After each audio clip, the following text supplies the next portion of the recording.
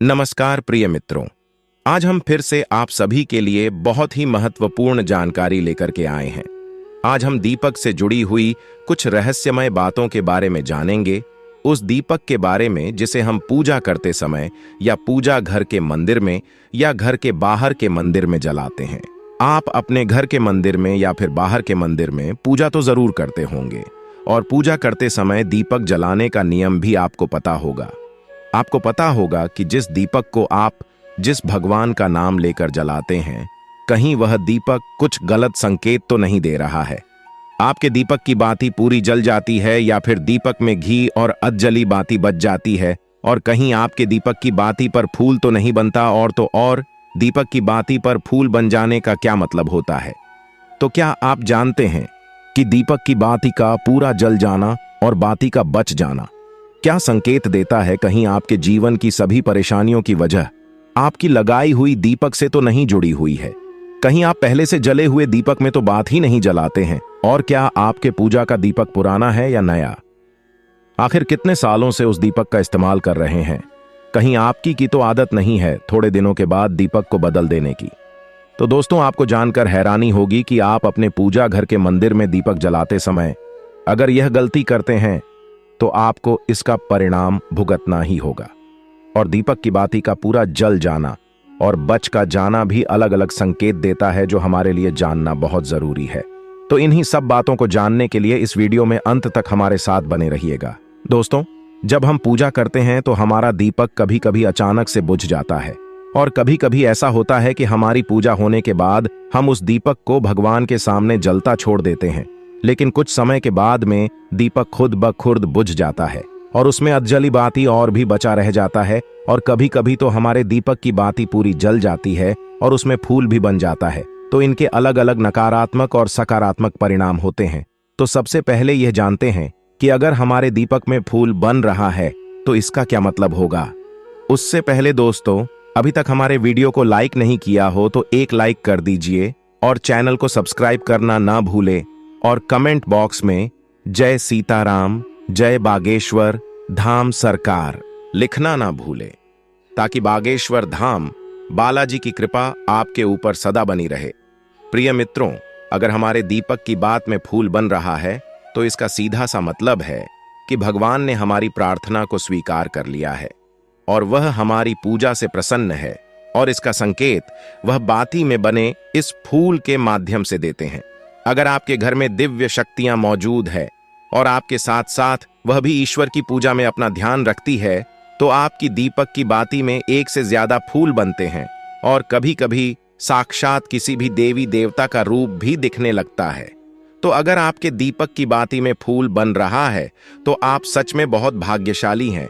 और इसी के साथ दीपक जलाने के भी कुछ खास नियम आपको जरूर जानना चाहिए। दोस्तों, अगर आप पहले से जले हुए दीपक में अपनी बात रख कर जलाते हैं तो ऐसा करने से दुर्भाग्य आपका पीछा कभी नहीं छोड़ता है। अगर दीपक में पहले से जली हुई बातें की राख या फिर रोई और क्लॉज है और आपने अपनी बात ही इसमें रखकर जला दी, तो ऐसा करने से भगवान आपसे प्रसन्न होने की बजाय आपसे नाराज हो जाते हैं और आपको इसके बहुत ही भयानक परिणाम देखने को मिलते हैं और आपके बनते काम बिगड़ने लगते हैं। आपकी तिजोरी का धन खर्च होने लगता है और आपके धन आने के सारे रास्ते भी बंद हो जाते हैं।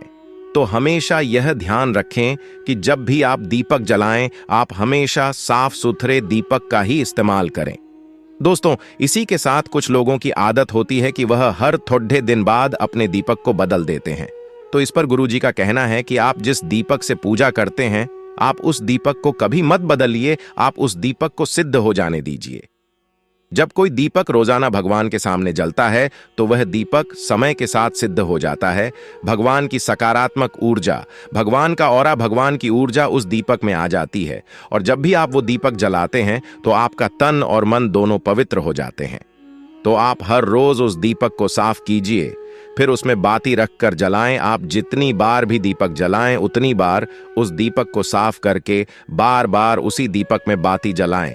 लेकिन अगर आप गलती से भी उस दीपक को बदलते हैं तो आपकी तरक्की में रुकावट आ सकती है। इसलिए आप अपने दीपक को कभी भी मत बदलना। 10 साल 20 साल तक आप उसी दीपक में लगातार बात जलाएं। इससे आपका दीपक सिद्ध हो जाएगा और आप इसका चमत्कार अपने घर में भी देख सकते हैं। अगर आपके घर में कोई भी रोगी हो, बीमार हो या किसी का बुखार नहीं जा रहा हो, तो आप इस दीपक को थोड़ी देर के लिए किसी बर्तन में डालिए और अब उस रोगी को यह पानी पिला दीजिए। 10 से 15 मिनट के भीतर उसका बुखार उतार जाएगा। वहीं अगर आपके घर में किसी को नजर लगी हो या फिर आपके व्यापार में किसी की नजर लगी हो, आपका धंधा अच्छे से नहीं चल रहा हो, तो भी आप इस दीपक को तांबे के बर्तन के भीतर पानी में भरकर उसमें डाल दीजिए और रात भर के लिए छोड़ दीजिए। अगले दिन सुबह पानी का छिड़काव अपने घर में और अपनी दुकान पर करिए। ऐसा करने से आपको साफ साफ परिणाम दिखाई देंगे, क्योंकि जब हम लगातार एक ही वस्तु का प्रयोग अपनी पूजा में करते हैं तो वह वस्तु शुद्ध हो जाती है। भगवान की जो ऊर्जा होती है वह उस वस्तु में समा जाती है। तो कभी भी अपने मंदिर के दीपक को बदलने की गलती ना करें। दोस्तों, अगर आपके मंदिर का दीपक टूट जाता है या फिर खराब हो जाता है या खंडित हो जाता है, आप तभी उस दीपक को बदल सकते हैं। लेकिन फिर भी आप उस दीपक को ना फेंकें, बल्कि इसे अपने घर में संभाल कर रखें, क्योंकि यह भगवान की सकारात्मक ऊर्जा का भंडार होता है। वहीं अब आपको यह भी बता देते हैं कि अगर आपके दीपक की बात पूरी नहीं जलती है, आपके दीपक में ही बच जाती है, तो इसका क्या परिणाम होता है। तो सबसे पहले यह देखिए कि अगर आप किसी भी पेड़ पौधे की पूजा कर रहे हैं और पूजा में जलाया हुआ दीपक पूरा नहीं जलता या फिर उसमें ही बच जाता है, तो इससे आपके घर में बीमारियां घर बना लेती हैं और यह बीमारी कभी भी आपका पीछा नहीं छोड़ेगी। तो जब भी आप किसी भी पेड़ पौधे या मंदिर के बाहर किसी भी जगह की पूजा करें, तो यह ध्यान रखें कि उसकी बात पूरी जले और उस बर्तन में भी ना बचे, क्योंकि यह आपकी अच्छी सेहत के लिए बहुत ही ज्यादा अच्छा प्रभाव देगा। वहीं अगर आपके घर के मंदिर में दीपक की बाती पूरी नहीं चलती है, पूजा करते समय दीपक बार बार बुझ जाता है, तो जरूर आपके घर में नकारात्मक ऊर्जा का वास है और यह आपकी पूजा में विघ्न डालने का काम करती है। दोस्तों, हमारे घर में अगर कोई बुरी शक्ति होती है या फिर कोई ऐसी ऊर्जा होती है जो यह नहीं चाहती कि आपके घर में भगवान की कृपा हो और आपके घर में सकारात्मक ऊर्जा हो, तो यह आपकी पूजा सफल नहीं होने देती।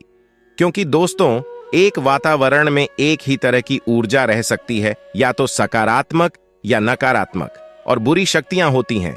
वह यह कभी भी नहीं चाहती कि आपके घर में देवी शक्तियों का वास हो, क्योंकि अगर आपके घर में भगवान ने अपनी कृपा की तो उन बुरी शक्तियों और ऊर्जाओं को आपके घर से जाना पड़ेगा। तो यह बुरी शक्तियां हमेशा इसी कोशिश में रहेगी कि आपकी पूजा में रुकावटें आएं और इन्हीं के प्रभाव से हमारा दीपक बार बार बुझ जाता है या फिर हमारे दीपक की बाती ही पूरी नहीं जलती। तो इस सबसे बचने के लिए आपको क्या करना है कि सच्चे मन से भगवान का स्मरण करना है, और जब भी आप दीपक जलाएं तो भगवान से सबसे पहले यह प्रार्थना करें कि आपके आसपास जितनी भी नकारात्मक ऊर्जा हो वह आपसे दूर रहे, भगवान की कृपा आप पर बनी रहे। साथ ही ऐसी शक्तियों से बचने के लिए जब भी आप दीपक जलाएं तो गंगा जल से एक गोल घेरा बना ले और इस गोल घेरे में दीपक को रखें, क्योंकि दोस्तों, गंगा जल बहुत ही पवित्र माना गया है और महादेव का वरदान भी गंगा जल को मिला हुआ है। तो गंगा जल में सबसे पहले तो कोई भी बुरी शक्ति प्रवेश नहीं कर सकती, इसलिए कभी भी गंगा जल खराब नहीं होता और गंगा जल हर तरह की ऊर्जा को सकारात्मक ऊर्जा में बदल देता है। और अगर आप गंगा जल से बने हुए गोल घेरे में दीपक को रखेंगे तो यह आपकी पूजा में किसी भी शक्ति को बाधा नहीं बनने देगा और कोई भी नकारात्मक शक्ति आपकी दीपक को बुझा नहीं पाएगी और आप निर्वाह अपनी पूजा संपन्न कर पाएंगे और देवी शक्तियां भी आपके जीवन में अपनी कृपा और आशीर्वाद बनाए रखेगी। हिंदू धर्म में पूजा पाठ को बड़ा महत्व दिया गया है और रोज भगवान की पूजा को अनिवार्य बताया गया है। लोग इसका पालन भी करते हैं, लेकिन कई बार देखा गया है कि कुछ लोग हमेशा इस बात की शिकायत करते हैं कि वो पूजा तो कर रहे हैं लेकिन उन्हें पूजा का फल नहीं मिल रहा। दिन रात भगवान के नाम को भजते हैं लेकिन भगवान उनकी प्रार्थना नहीं सुन रहे। इसके कई कारण हो सकते हैं, लेकिन एक बड़ा कारण पूजा के नियमों में गड़बड़ी होना भी है। लोग जाने अनजाने में भगवान को कुछ ऐसा चढ़ा देते हैं जो उन्हें प्रिय नहीं होता। ऐसे में हो सकता है कि भगवान नाराज हो जाएं और पूजा का फल न मिले। इसलिए हम आपको बताने जा रहे हैं कि पूजा पाठ करते समय आपको किन बातों का विशेष ख्याल रखना चाहिए। दोस्तों, पूजा शुरू करें उससे पहले देख लें कि पूजा घर में एक देवी या देवता की एक से ज्यादा मूर्ति ना हो।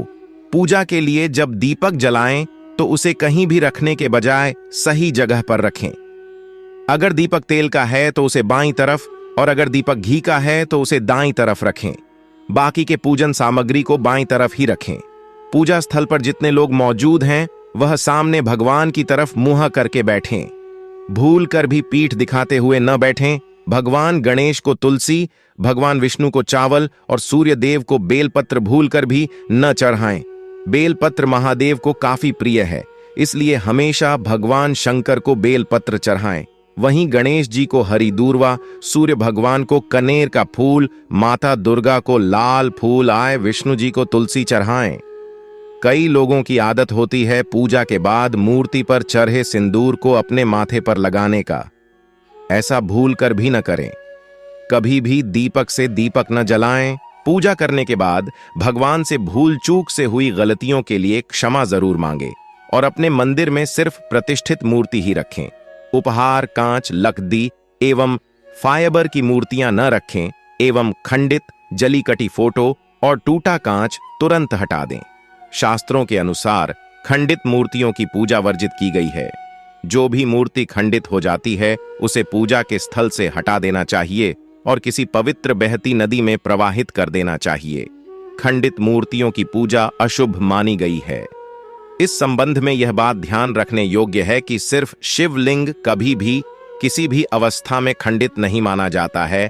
पूजा घर में मूर्तियां 1 से 11 इंच तक की होनी चाहिए, इससे बढ़ी नहीं होनी चाहिए, तथा खड्डे हुए गणेश जी, सरस्वती जी, लक्ष्मी जी की मूर्तियां घर में नहीं होनी चाहिए।